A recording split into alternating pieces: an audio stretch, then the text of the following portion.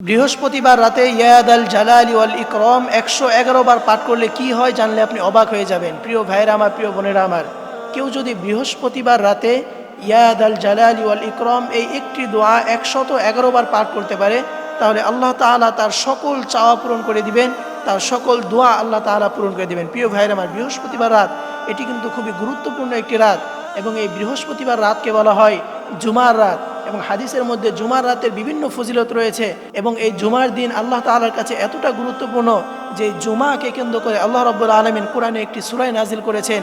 সেই সূরাটি হচ্ছে সূরাতুল আল জুমআ। এই জন্য প্রিয় ভাইরা আমার, এই জুমার রাত এটি খুবই গুরুত্বপূর্ণ একটি রাত এবং খুবই বরকতময় একটি রাত, এবং এই জুমার রাত হচ্ছে সপ্তাহের শ্রেষ্ঠ রাত। হাদিসের মধ্যে এই জুমার রাতের বিভিন্ন ফজিলত রয়েছে। হাদিসের মধ্যে এটাও বলা আছে 5 রাতের দোয়া কখনো ফিরিয়ে দেওয়া হয় না।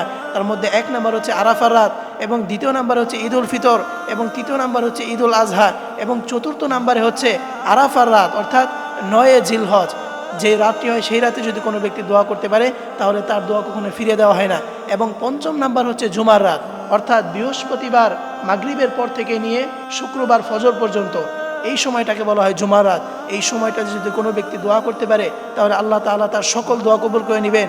এই সময়টাতে যদি কোনো ব্যক্তি ইয়াদাল জালালি ওয়াল ইকরাম 111 বার পাঠ করে, আপনি অবশ্যই হাতে গুনে গুনে 111 বার পাঠ করবেন এবং আল্লাহ তাআলার কাছে দোয়া করবেন। আল্লাহ তাআলা আপনার সকল দোয়া কবুল করে নেবেন। প্রিয় ভাইরা আমার, বিশেষ করে আপনি চেষ্টা করবেন তাহাজ্জুদের সময় এই আমলটি করার।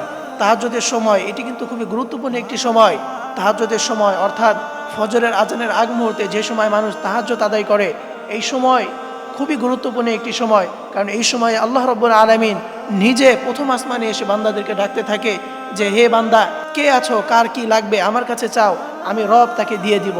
এজন্য প্রিয় ভাইয়ের আমার, বৃহস্পতিবার রাতে বিশেষ করে তাহাজ্জুদের সময় আপনি যদি ইয়াদাল জালালি ওয়াল ইকরাম 111 বার পাঠ করে দোয়া করতে পারেন, তাহলে আপনি দোয়া করতে দেরি আল্লাহ তাআলা আপনার দোয়া কবুল করতে দেরি করবে না।